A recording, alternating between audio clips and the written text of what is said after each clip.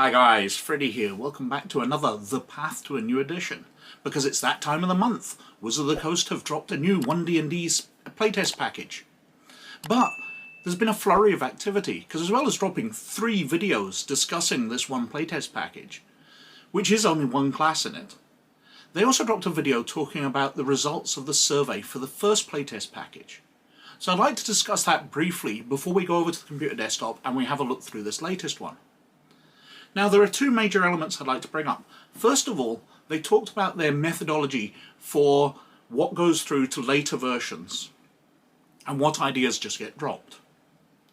They talk about how if it gets a 60% satisfaction rating, then they will refine the idea.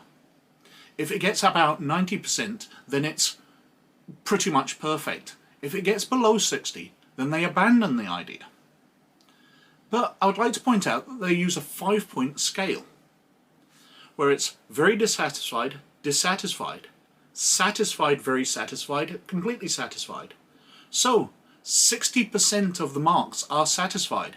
So if you randomly clicked on links, got a computer just randomly go through, you would get a 60% satisfaction rating. That's not a good thing. You want to be getting far higher than that. They make it sound like their standards are quite high for what they accept through, but basically they're accepting through dead average, things which people just don't care about. Especially because this kind of survey methodology, people will tend to click the middle one if they don't care. So all the rules which people just don't care about are getting 60% satisfied or more and just going through. It's only the ones which are considered absolutely terrible, where everybody's clicking dissatisfied, or the majority of people, that you're going to get rid of it. One of the other things they mention is that one of the rules they didn't think would get through is the standardization of critical hits and fumbles across all D20 dice rolls. So in the first playtest package, they talked about how not only on attacks, but also on skill rolls and saving throws, if you rolled a 20, you automatically succeeded. If you rolled a 1, you automatically failed. Much like you do during combat. But they abandoned that afterwards, and they mentioned that they knew it was going to be controversial and going to be dropped. However, we've got the ability to go back and watch their first video, where they talked about how this rule was just common sense. Lots of people thought the rules worked that way anyway, so they were just changing the rules to what everybody wanted. But now they say they knew it wouldn't go through. They are blatantly lying at this point. I think it's a fairly decent idea. I think it was kind of silly for them to abandon it. But I felt it was absolutely hypocritical of them to contradict themselves when they sold it so hard and now they've just abandoned it because not everybody liked the idea. Anyway, that was just a couple of things I wanted to bring up from that. The results of the survey itself were pretty much as expected. Some people liked some of the classes, some people didn't like some of the classes. They've refined some in this package, as we will see in a moment. But let's go over to the computer desktop and have we look at the latest One D&D playtest package. So here we are with the Cleric and Revised Species Unearthed Arcana, which came out a couple of days ago. Now, this is a lot shorter than the others because it only has 1 class in it, although it does revisit some of the species, supposedly containing feedback from the first Unearthed Arcana, the survey they did. So we've got the introduction here, going through its playtest material, how to playtest this. We've got an example of adventures you might want to use in your playtests. Talks about the power levels, how to give feedback, and then it's got what's ahead in the One D&D playtest, which is very nice to look through. So we've got revised versions of every class from the 2014 Player's Handbook, as we've been expecting. 48 subclasses, including the one in this article. New and revised spells, new and revised feats, new weapon options for certain classes. So this is something they talked about at length, how they're going to change the way that warriors handle weapons, giving them far more options. And I think that's going to be an interesting thing. That's definitely something I want to see. But I'm worried that, as they did with the Ranger, this is just going to be giving warriors access to spells which make them better with weapons. But we shall see. A new system for creating a home base for your characters. Absolutely great. I think I commented on this in the last one. One of my most missed features from 2nd edition to 3rd edition was what you did with all that gold. In 2nd edition, you got your followers, and you would get a keep or a temple, or depending on what class you had. And that would be somewhere for you to put all this gold that you're piling up. You'd have to be paying people, you'd have to be buying equipment, you'd have to be repairing the castle, you'd have to be doing all this stuff. And it gave you a reason for gathering all this gold. Your character wasn't just getting stacks of cash, they were getting an area to look after, somewhere to sink all this money into. And if they're recreating that, big thumbs up from me, but let's see how it goes. Revised encounter building rules, new and revised monsters. We go on to the parts of a class. So we've got the primary ability. As we saw last time, the experts, the bard, the ranger, and the rogue, have their expertise feature, which basically gives them access to other skills, a second way of having advantage. Priests, which we're starting to cover with the cleric here, are stewards of divine or primal magic, focused on healing, utility, and defense. So their special ability is they get access to their divine magic. That's kind of it. Creating a member of the class, class features, subclasses. Now, one of the big changes to Cleric here is that clerics, you used to choose your domain. So if you're being a healing cleric, you choose your life domain at level 1. But most of the other classes, when you get abilities, like if you're a monk, you're going to be choosing which one you go into at 3rd level. The bard, you get to choose which one you're going into at 3rd level. And they give you extra abilities, but the cleric has to choose at level 1. And they are fixing that to match the others. So the cleric will be a generic cleric at 1st and 2nd level, and then when they reach 3rd, they will choose their domain. So getting to make their big life choice once they've played and learnt what their characters like a bit. It's an interesting tweak on it. I'm split. I can see advantages and disadvantages of it, but they seem to be balancing it out quite nicely. So we go through creating a cleric.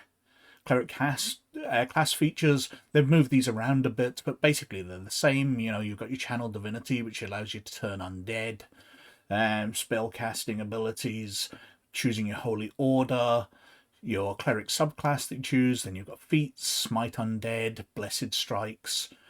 Going on to your greater feats, what they greater divine intervention, and then your epic boons at 20th level instead.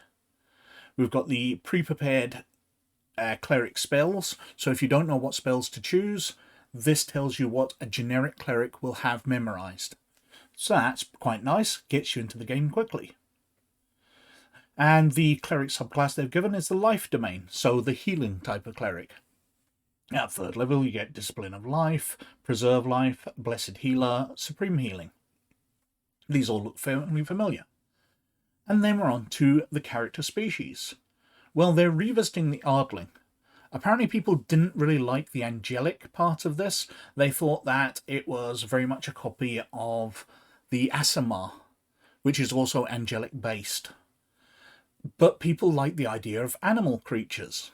So they have reworked the Ardlings more into, although they come from the higher planes, they are more animal creatures. Now, I've heard this mentioned before, that making lots of the classes into animal creatures is something the kids would like. This is making Dungeons & Dragons more approachable to kids, because they want to play a anthropomorphic bear or an anthropomorphic dog or cat. And this allows you to do it. I have no great problem with it. It does seem fairly fantasy-like that there would be intelligent creatures out there. They've kind of cut the abilities down, so you've got animals which are climbers, flyers, racers, or swimmers. They've reworked the Dragonborn, basically changing the way their breath weapon works a bit. And they've introduced these Goliaths, which are basically half-giants. They are humanoid giants, they are 7 to 8 feet tall, and you get various abilities from their giant ancestry. Now, these are interesting abilities, and I would like to play them. I do call into doubt the fact that you're playing an 8 to 10 foot tall creature, but your attributes still come from your background, going by the character creation. So there is no strength bonus for playing this massive big creature. You can still have a halfling, which is far bigger and bulkier and stronger than this giant creature. But then again, there's some interesting abilities here which kind of balance it.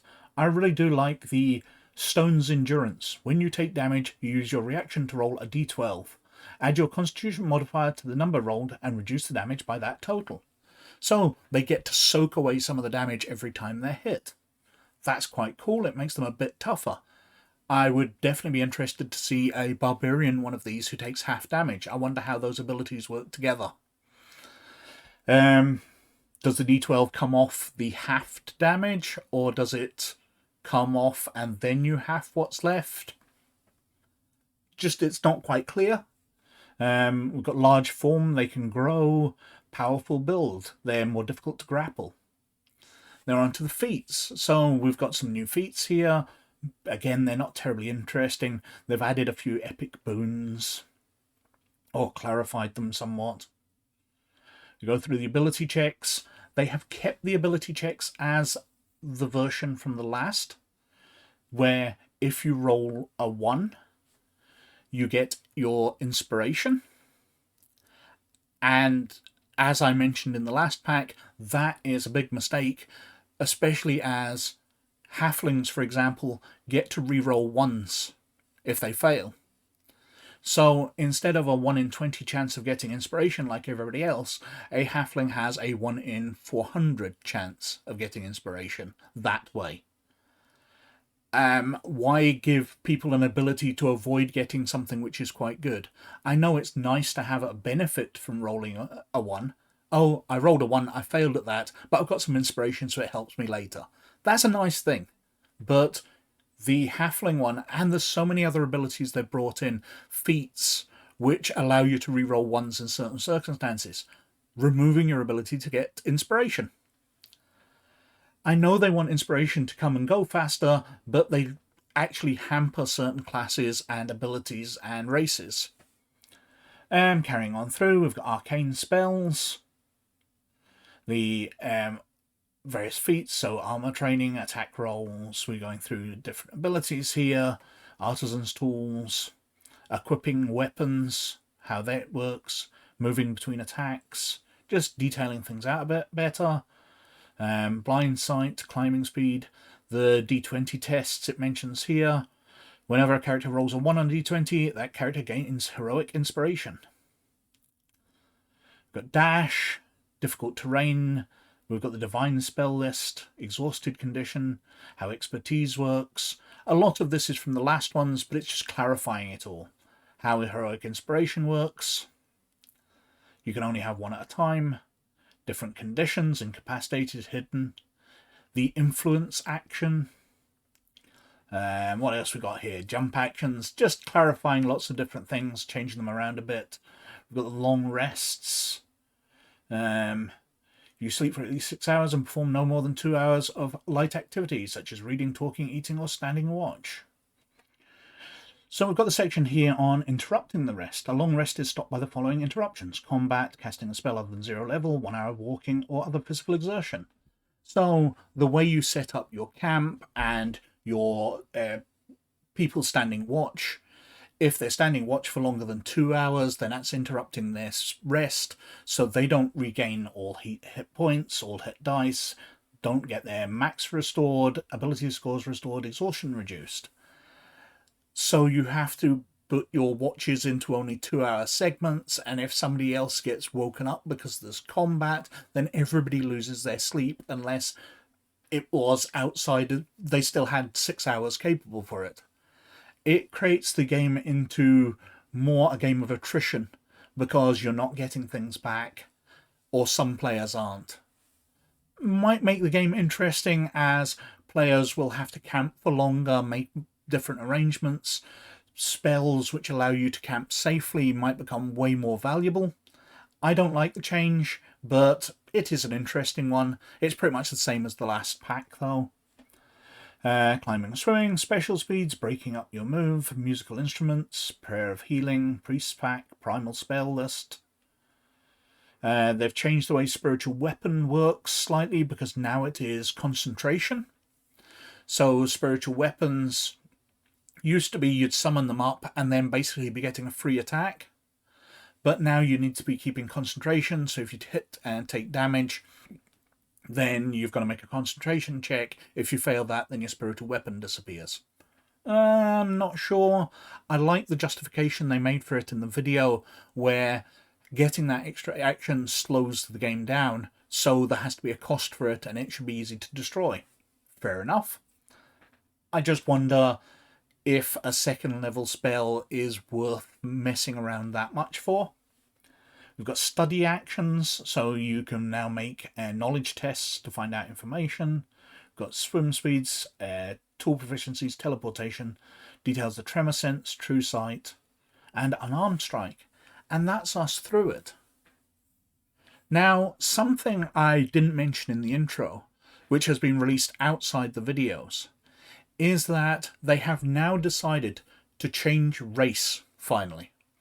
When I covered the D&D Next playtest packages, I did a final video where I summed up where I thought the next edition of Dungeons & Dragons would go. And I knew there was complaints about the use of race, because it made people think of racism. And my suggestion was, well, just change it to species. It works for other games. And that's what they've done. So I suggested that back in January, and apparently that's what they're doing in all books from now on. There'll be no mention of race class, it's going to be species class. Which works. A nice little fix. It just took them a heck of a long time to come around to it. But anyway, that's the latest pack. I'm not terribly impressed with it. There's some interesting little bits in there. The Goliaths aren't really detailed enough. They have some interesting abilities, but taking away attribute bonuses and putting them into backgrounds kind of robs them of what seems to be a defining feature. You're going to be a massive, strong creature, but you're not necessarily. A elf warrior is going to be as strong as you. A halfling warrior can be as strong as you. It doesn't matter what size you are anymore. But the background abilities are quite interesting. The changing the Ardling does seem to be making it more kiddie-friendly, which I don't have a problem with. And I've never been that impressed with the Dragonborn, but changing the way the breath weapons work so you can do a cone or you can do a line does make a lot of sense tactically. So you can avoid roasting your party or electrocuting them, depending what colour of Dragonborn you are. But some interesting stuff in there, but it doesn't excite me as much as the first one did. This does seem to be fixing problems, and they're offering out the Cleric, which, as they said in their video, was the class that probably needed the least changes. So there's not that many changes in it either. But I've whittled on for long enough as usual, so thank you very much for watching. But most of all, as always, you look after yourselves, and I'll catch you later. Bye now.